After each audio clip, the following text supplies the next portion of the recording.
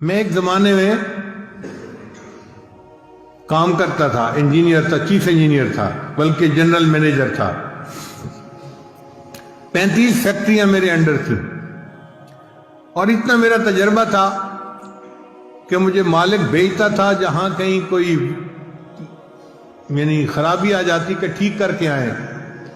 اور اس زمانے میں میری کنسلٹیشن فی ایک دن کا 1 لاکھ روپیہ تھی۔ یہ آج سے 25-30 سال پہلے کی بات ہے، یعنی ڈالر کا ریٹ تھا 18 روپے کا ڈالر۔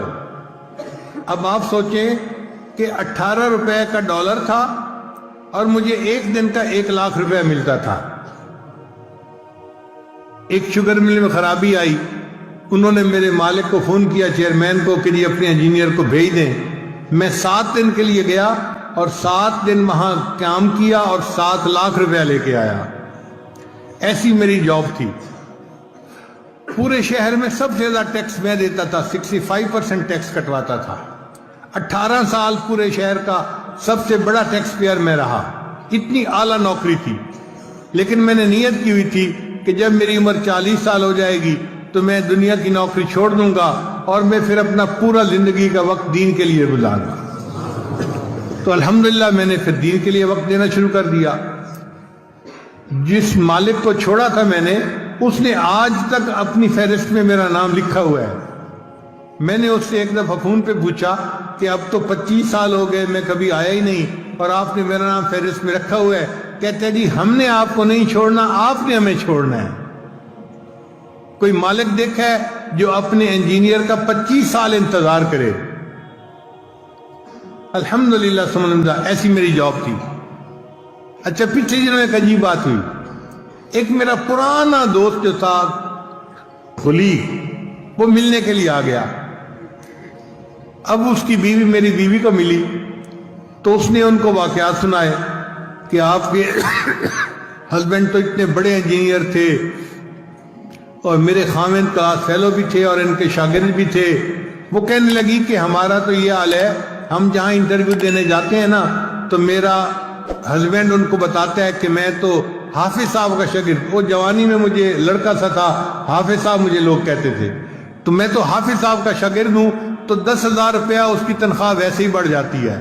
کہ جی اچھا، آپ ان کے اگر شاگرد ہیں نا، اس کا مطلب ہے آپ محنتی ہوں گے، دیانتدار ہوں گے، قابل ہوں گے، تو ان کی تنخواہ 10,000 روپیہ ویسے ہی بڑھ جاتی ہے۔ اس نے عجیب و غریب باتیں سنائی کہ آپ کے خاوند کی تو اتنی اچھی جاب تھی، یہ تھی، وہ تھی، اتنا اس زمانے میں یہ کماتے تھے، ایک مہینے ایک دن کا 1 لاکھ، تو اگر آج ان کی جاب ہوتی تو پتہ نہیں تیرے خاوند تو کہاں ہوتے۔ خیر، عورتیں تھی، آپس میں باتیں کرتی رہیں۔ جب مہمان چلے گئے تو بیوی سے میری ملاقات ہوئی، تو بیویاں بیوی ہوتی ہیں، مجھ سے پوچھنے لگی کہ مجھے آج ڈیٹیل کا پتہ چلا، آپ نے مجھے کوئی بتائی نہیں کہ آپ کی اتنی اچھی جاب تھی اور آپ کو اتنا 1 مہینے کی تنخواہ ملتی تھی۔ تو میں نے کہا کہ کیا اللہ نے اب مجھے کاریں بہاریں نہیں دی ہوئی؟ کہنے لگی ہاں دیا ہوا تو اللہ نے سب کچھ ہے۔ میں نے کہا پھر پریشانی کس بات کی؟ کہنے لگا بس میں یہ سوچ رہی ہوں کہ آپ کی جاب اگر اتنی اچھی تھی تو آپ کے دل میں کبھی نہیں آیا کہ میں جاب کر لیتا؟ میں نے کہا کہ 30 سال کے عرصے میں 1 سیکنڈ کے لیے بھی میرے دل میں کبھی یہ تمنا نہیں آئی کہ کاش میری جاب ہوتی۔ تو پھر وہ ذرا میرے اور قریب ہو گئی اور میرا ہاتھ پکڑ کے کہنے لگی آپ مجھے سچ سچ بتائیں نا، کبھی خیال ہی نہیں آیا؟ میں نے کہا واقعی میرے دل میں کبھی خیال نہیں آیا۔ کہنے لگی کیوں خیال نہیں آیا؟ میں نے کہا سچ بتاؤں کہ مجھے بڑے کی نوکری کر کے ایسا مزہ آ گیا ہے، اب چھوٹوں کی نوکری کرنے کو دل ہی نہیں چاہتا۔